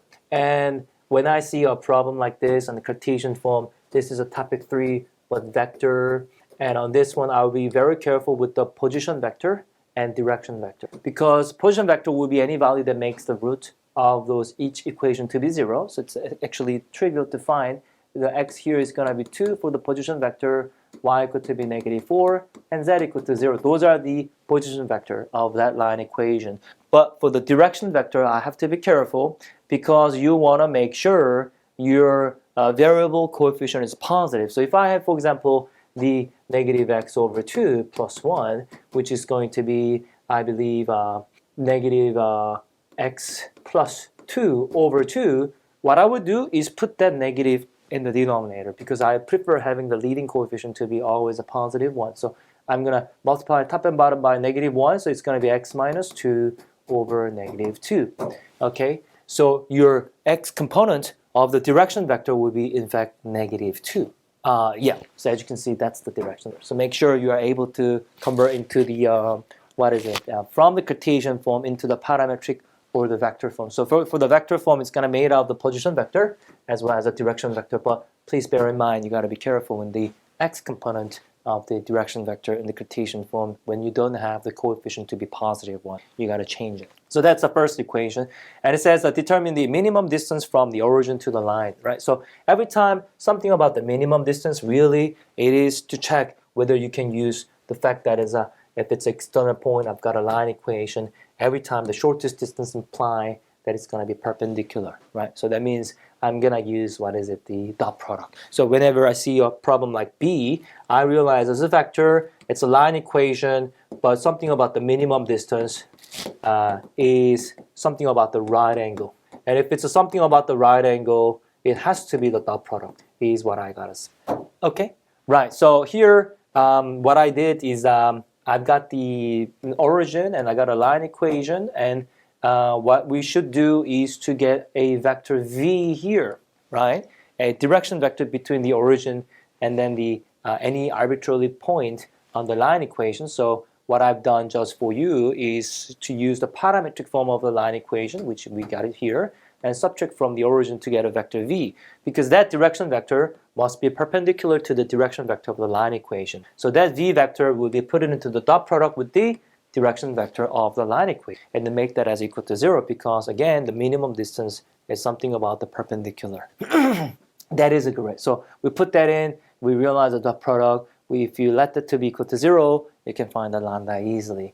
Easy peasy, lemon squeezy. Well, of course, you can use put it into the original equation of the, no, I think I'm supposed to put the lambda back to the v. You gotta put the lambda into the v vector that we just got, and then find the magnitude of it to find the shortest distance, not on the line equation. So I think that's a mistake. Let's move on to the next question here. I got the plane. That's great. And then they asked me to find the plane containing the L. Okay, so verify that it's for vector, if I see plane and a line, okay, I got topic 3 vector, and it's about the plane and line. For me, the very important thing is you're able to visualize. You just have to sketch a little, okay? So for me, I'm going to sketch a plane, and I need to make sure this line equation is on the plane. So for that, you can check 2 things. First of all, I need to see if my position vector is going to lie on the plane. So what you can do is get the position vector, plug it into the Cartesian equation of the plane, and see if I get the constant 24. That's number 1. Then number 2 is the direction vector of the line equation. Since it's parallel to the plane, it must be perpendicular to the normal vector of the plane, which is 6, -3, and 5. So I'm going to use 2 things. I'm going to verify the position vector and direction vector of the line equation. So I'm going to put the position vector into the Cartesian equation of the plane and see myself that it becomes 24. I love the fact that the position vector lies on the plane. Now let's check with the direction vector. That was a direction vector of the line which is parallel to the plane. That means, by the definition, must be perpendicular to the normal vector. So if you put a dot product between the direction vector and the normal vector of the plane, I get negative 12 minus 3 plus 15. It does indeed become 0, so that the normal vector is perpendicular to the line equation, which implies that it's parallel to the plane. So that is great. So they do lie in the plane. So that's great. Okay, so be able to visualize as soon as I see that problem is I believe, the key. Right now it says now I have a second line, M is parallel to the plane. Okay, that means it's again, what is it? The direction vector of the M is parallel to the normal vector. Okay, and then the M passes through the point 4, 1, 2 and intersect at the z-axis. Okay, so I've got the M line equation, which then will be 4 passes the position vector of the 4, 1, 2, and then the z-axis. Well, if it's a z-axis, the x and y are 0. So I'm going to put the position vector of that y, the z-intercept. It's going to be 0, 0, which I don't know. So I'm going to put a t. Okay. And what we do know here is that I can put it into the direction vector because I know the two arbitrary points on the line equation by having seen the difference. So if you subtract this by this, you get 4, 1, and 2 minus t. That's my direction vector of the new line equation, which is parallel to the normal vector, where the normal vector of the plane was a 6, negative 3, 5, something like that. You know, of course, we're going to see later. So let's not actually guess it. So this is a parallel to the normal. But if you see the line equation to be parallel, you realize, it must be constant multiple. So what we can do here is a 4, 1, 2 minus t must be some constant multiple of the normal vector, for which now I'm ready to use simultaneous equation because there are only 2 unknown parameters. I have more than enough equations to solve it simultaneously. So let's have a look. Let's see how I wrote the explanation here. So yeah, the direction vector, I already know the 2 coordinates. Remember, that's the z-intercept. That's my direction vector. And I'm going to compare that with my normal vector. Oh, hold on. Oh, my bad. The explanation is incorrect because I said they said the plane is parallel to who? Plane is parallel to the line equation, new line equation. That means, sorry, it must be perpendicular to the normal vector. My bad. So instead of using the parallel, sorry, use the dot product, right? Am I right? And if I give you if it's parallel to the plane, that means the direction vector of the M must be perpendicular to the normal vector. That means their dot product must be who? 0. Okay, is what we have.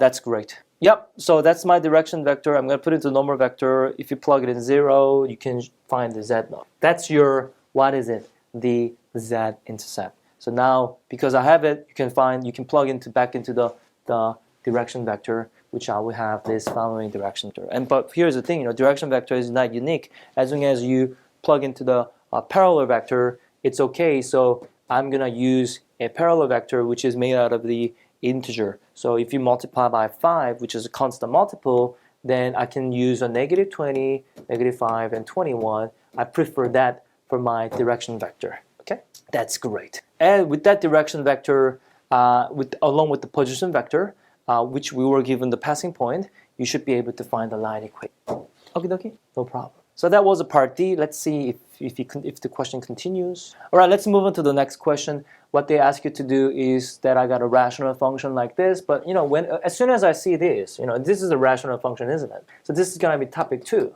and it's a rational function. But now, as soon as I see that, what I'm going to do is to check the degree, right? The numerator is quadratic, denominator is linear. So then if you do the long division, I'm sure I'm going to get the slanted asymptote. So as soon as I see a rational function, my focus is on asymptote. So please keep in mind with that, all right? So now, however, on the part A, they ask me to find the derivative. It's a rational function. You're going to use quotient rule. So if I use the quotient rule, you should be able to show your derivative like that, no problem. So I've done it for you. So that's your derivative, which is exactly what we had to show. Okay, so that's a part A, using the quotient rule. It says, find the smallest value of k for which the local minimum or maximum exist, right? I got to find the k that the local maximum or minimum exists. So that means, okay, if there is a local maximum minimum, that means there's a turning point.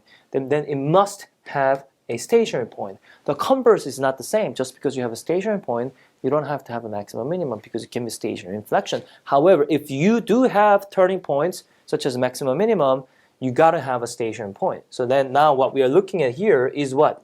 I'm looking at this quadratic equation to be 0, isn't it? And this got to have a solution. Has to have a solution. That means you can use a discriminant, isn't it? And you got to have at least one root. That means the discriminant has to be bigger than or equal to 0. So what I'm going to apply is discriminant with the coefficient of 2, 4k, and 6k plus 3, and see myself what would be the minimum value of k. Let's plug into the discriminant here. Yep, there you go. And I put the discriminant, and that has to be bigger than or equal to 0. Right, so that's great. What I realize is that I got two roots of that k, and it has to be, what is it? Bigger than or equal to 0. That's going to be above the x-axis. So we found the roots there.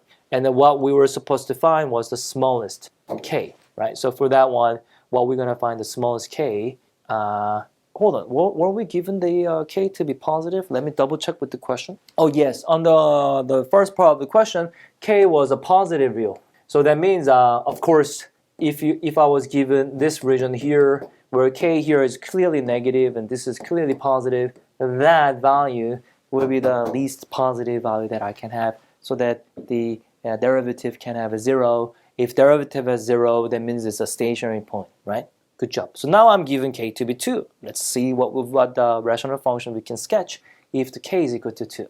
Write down the equation of a vertical asymptote and then the oblique asymptote. As we expected, we didn't even read the question, but we can already foretell if you have a rational function with a bigger degree on the top, it is something to do with the long division, which would imply something with the slanted asymptote, even better, curved asymptote. It's possible. Okay. If I show you the rational function with the k equal to 2, it was a 2x squared plus 6x minus 3 over x plus 2. And for that, the vertical asymptote will be when the denominator becomes 0 for the rational function. That's x equal to negative 2. And for the slanted asymptote, what you can do is do the long division. So I got the 2, 6 minus 3 cannot be bothered, so I'm just going to use a synthetic division. 2, negative 4, 2, negative 4, I get the remainder of negative 7. So the quotient here is going to be 2x plus 2, and then the remainder is going to be negative 7. Okay, so if I try to graph for you, what do we get? The derivative is, the graph of this is going to be vertical asymptote at negative 2.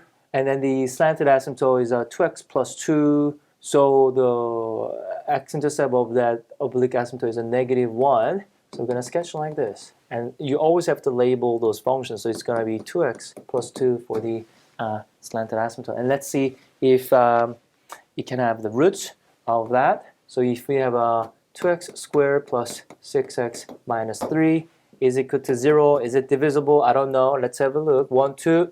It's not factorizable. So let's try to use the quadratic formula on this one. X will be negative 3 plus minus square root of 9 plus 6. So we have a negative 3 plus minus root 15. Right? So then the values will be around here and here. And that is great because then it's going to be just a rational function. So we are able to actually sketch. All right, so let's have a look at the dy over dx bigger than 2. On the part E, I think we do have the, the rational function already. And for me, there are many different ways, okay? If you want to prove inequality, either you can graph it, or you can also do the proof by contradiction. And then what I will do is to attempt this by proof by contradiction, because solving inequality is something to do with the sketching or sign diagram, but proving inequality very likely to do with the proof by contradiction. So let's take a look. So if I want to prove this, suppose the otherwise, right? And I want to show that it actually falls into the absurdity. And now thanks to the quotient rule, the denominator is simply just a perfect square. That's lovely because if you multiply, it's still positive, it doesn't change the direction of inequality. That is a great. And now, if you then expand on the right-hand side, I get the following, right? And let me expand it once again. I get this, but now I'm happy to see the 2x squared cancels out, 8x cancels out. It actually implies 8 is bigger than or equal to 15, which doesn't make sense. So since this doesn't make sense, its opposite direction, such as a bigger than, must be true. Okay. So proving inequality, I prefer using with the proof by contradiction, and try yourself if you haven't done this method before, and or you can also try by sketching. It's up to you, right? So now we can actually sketch the graph, right? We already sketched the graph. It was a vertical asymptote, slanted asymptote, and then two x-intercept, positive and negative. And I'm happy to graph the function like this. Sketch the curve showing the asymptote, general behavior C, and approaches the asymptote. But didn't we have a K was 2, right? If K is 2, shouldn't it have a maximum minimum? Have I sketched wrongly? Let me quickly see.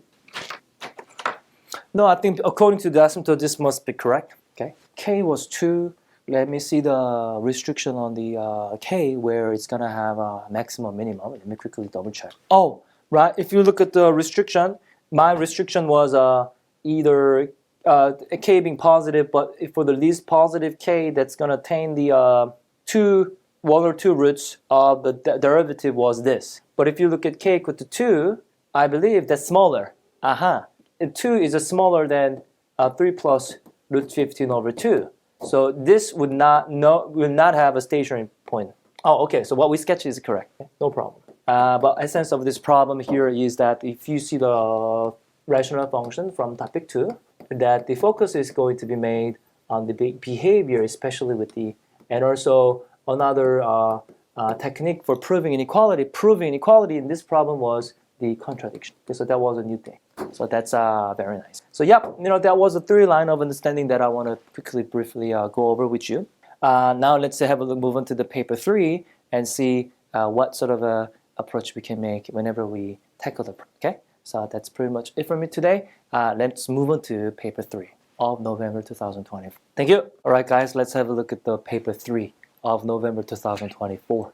All right, so for paper 3, there are many different types of questions, isn't it? There's something with the generating function from May 2024, complex number, very nice extended question from the specimen paper of paper 3, I believe, and Fowler-Haber's formula for the sequence series, cubic equation, or cubic formula for that matter, and hyperbolic function. There are so many, right? There are too many. There's always a historical significance of those paper 3 problems, okay? And then on November 2024, the question number 1 was about the recurrence relation, right? So when you're working with the sequence series in the IB syllabus, you actually encounter 3 different types of questions. There's a arithmetic, geometric, and another popular form is called the Hanoi Tower, right? Remember the question of Mary when who was born in, I believe, 1998 or something, and she was getting paid by the grandparents, and she managed to save up to $15,000, and she treated herself for the $1,000 for birthday present. And how many years can she do? Things like that. For that question is about the Hanoi Tower, and also there's another. This is about the fish in the lake, I think, right? And there's another problem that was similar like that in November 19 or May 19, something like that. That was also the fish in the lake problem, right? There was 600 fish, and then it reduces by 5% or so every year, but then you add 600 fish again, things like that. That will be the Hanoi Tower. Hanoi Tower is typically the recurrence relation of the following. When you have an expression like this, and then you multiply the common ratio, it looks like geometric, but you also add by the common difference, you see?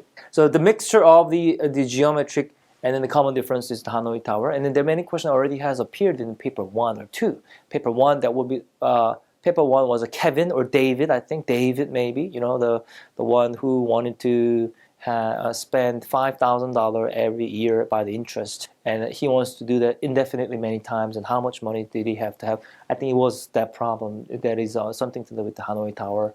Or the Mary grandparents' birthday present. That's also paper 2 problem that had the Hanoi Tower. And it came up as a paper 3, so let's tackle it. But on the paper 3, my word of advice is that I want you to take a look at the Holder, okay? in the Holder book, was it Holder? I think it was a Holder. It nicely demonstrates how to tackle the paper 3 problem. What they mention is precisely talking about the 2 different phases. The first phase is a learning phase, right? You need to be able to learn those new type of mathematics. It's very unlikely that you're going to be encountering the stuff that you already knew before.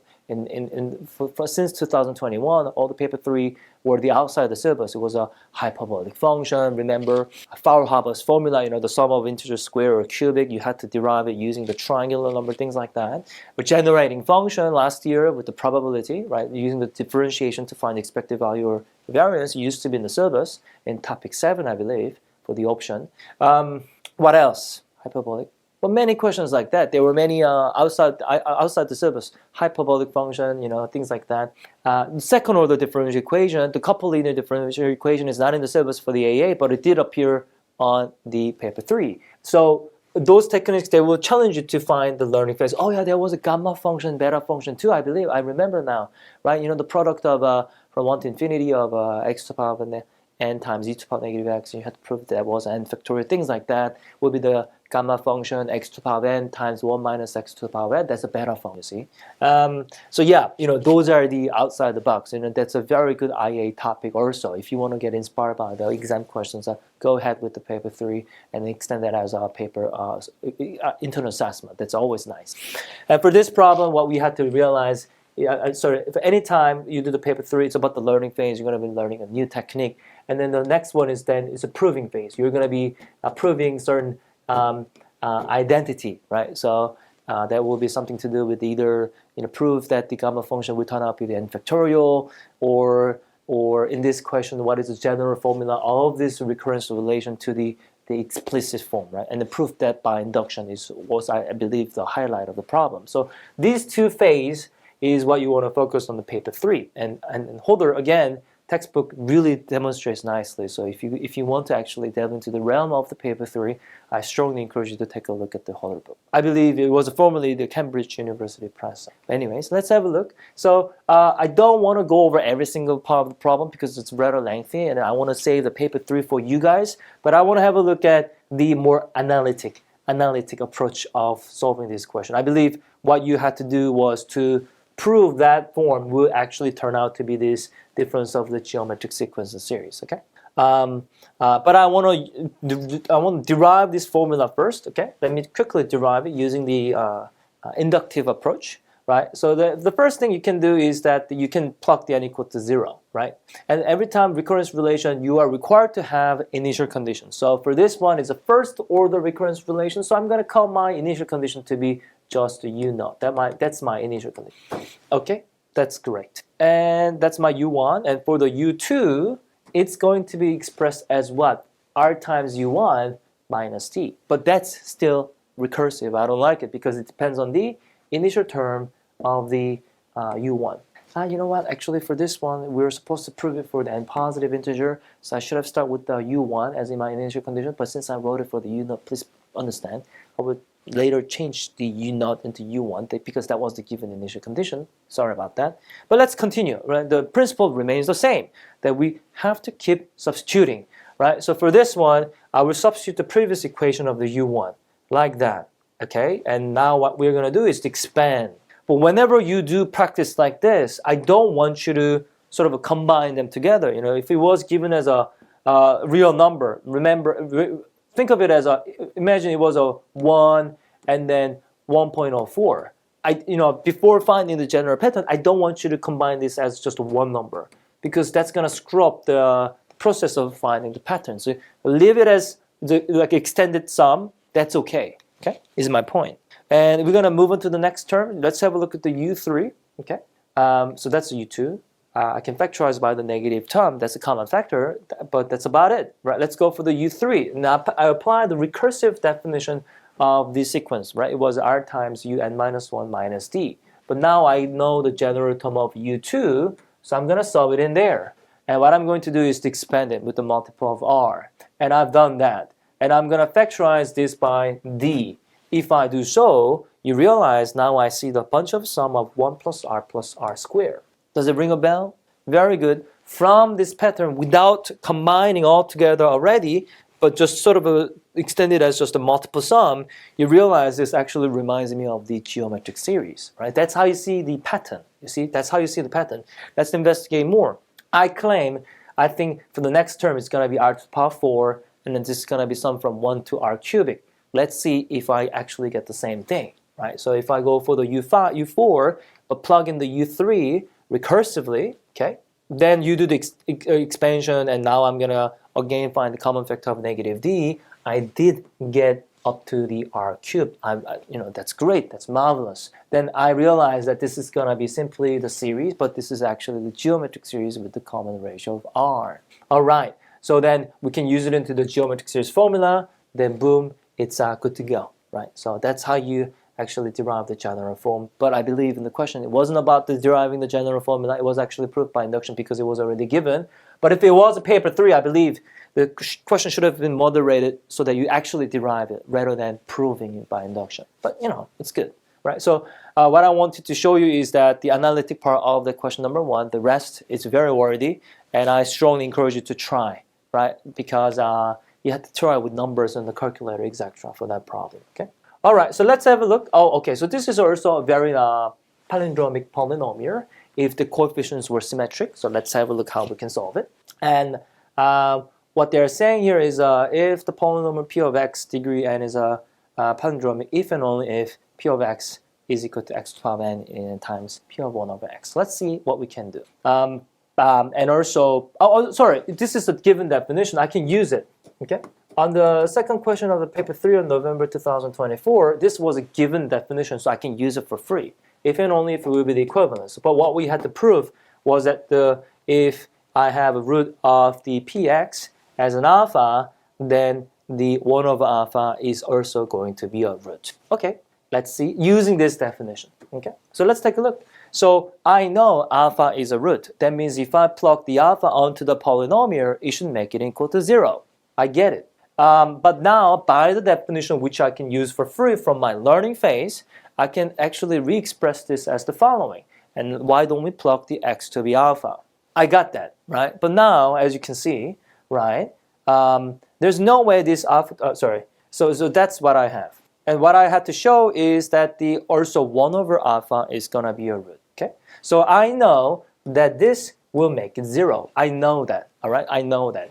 So for this product by the null factor law, if a times b is equal to 0, a has to be 0 or b has to be 0. So this suggests that the alpha is a 0 because alpha to the power of n is a 0, or p of 1 over alpha is equal to 0. But again, the alpha were given non-zero roots, so that's not possible. So what must be true? This must be true, otherwise that wouldn't be 0. Right, so therefore, here it suggests 1 over alpha is also equally going to be a root. Okay, that's great. Okay, so then I see that the product is equal to 0, but alpha were non-zero. Therefore, polynomial of 1 over alpha must be 0. Therefore, 1 over alpha is also. So that's how you can prove it, right? It's called the proving phase, right? So that's great. And I believe the next part of the problem was for the odd degree, you had to prove that the negative 1 is also going to be always a root. All right, so let's take a look. Show that negative 1 is always a root of this equation when the n is odd, right? So I mean, think about it. Right now, you are looking at negative 1 and odd, right? So it's going to be alternating, isn't it? So let's see how we can show those alternating root, okay? All right, so now I'm going to plug, what my aim here is to show that it becomes a 0, okay? So if you put negative 1, okay, and the leading coefficient was 1, that's okay. If, however, leading coefficient was 1, you know, because of the palindromic polynomial, this has to be also 1 because it's a symmetric coefficient, isn't it? And now it's odd degree, okay? So we have even many terms because you always have n plus 1 many terms. So for example, degree 2 will have 3 terms. Degree 3 will have 4 terms if all the coefficients were non-zero. Okay. So now if it's odd degree, then you have even number of terms. You can actually separate things in even pair. So that's great, okay? That's great. So let's take a look. If it's even pair, you know for the odd degree, if you plug the negative 1, that's going to be negative 1. So that even pair will actually negate to be 0. It will get nullified. So that's pretty awesome. But if the exponent is odd, we know it is going to be negative 1. If it's even, it's going to be positive 1 because it's the alternating term. So that's okay. So what we can do here is to realize that's the palindromic because the coefficient has to be the symmetric. And we realize n was odd. So that's going to be negative 1. And that's going to be who? Even. That's going to be positive 1. Okay. where here was -1, so that's gonna cancel out. So make sure if I put the -1, everything is gonna alternate plus minus, plus minus. That's actually very, very good. And the coefficients are symmetric. That means AK is gonna be same as AN minus K. So you can actually pair them up. It has odd degree, so leading term -1 to the power of n is a -1, and the constant term is 1. When you combine all the terms, symmetry, cancellation due to the palindromic polynomial, the result will therefore become simply just 0. Okay, that is correct. So yeah, that was I think just the proving phase of that polynomial, and I believe the paper 3 of November 2024 wasn't that challenging, right? I believe the question 1 took a lot of time. And I believe the average on this paper was pretty high. I think it was like 79 or so, right? The typical average for November, because a lot of Singaporean students take it. But paper 3 wasn't that challenging. So, but I want you to still gain the understanding that for paper 3 is about the learning phase and proving phase. And if you want to practice a lot, take a look at the holder. And then I haven't solved every question here because I really want you to take your time to actually delve into the paper 3 and the time pressure, and then an orderly manner of attempting every single question using the calculator by hand. But here, the essence is that it's always got the historical significance. Every single paper 3 hasn't been made randomly. It's got always the historical significance: beta, gamma, generating function, recurrence relation, cubic equation, hyperbolic function, the ellipse. The arc length formula, surface area of the volume of revolution, etc., etc. It's wonderful questions for the historical significance in mathematics, and also you can extend those ideas into the internal assessment. Okay, but yeah, that's pretty much the wrap up of that I'm gonna do for the paper in November 2024. So please take a look at on your own, try yourself. But on the paper 1, 2, the insight that I want you to get is always about the 3 lines. If your 3 lines of deductive reasoning is too broad, you will spend too much time to find the treasure of the answer. But if you draw that third significant line of understanding for your deductive reasoning to be small, it will take little time, as little as possible, for finding the answer of the treasure on mathematics. Okay, so that's pretty much it for me today. Please keep on doing the mental training of mathematics, and that's about it for me today. Happy New Year for the Chinese New Year, lunar calendar, and I will see you next time. Thank you.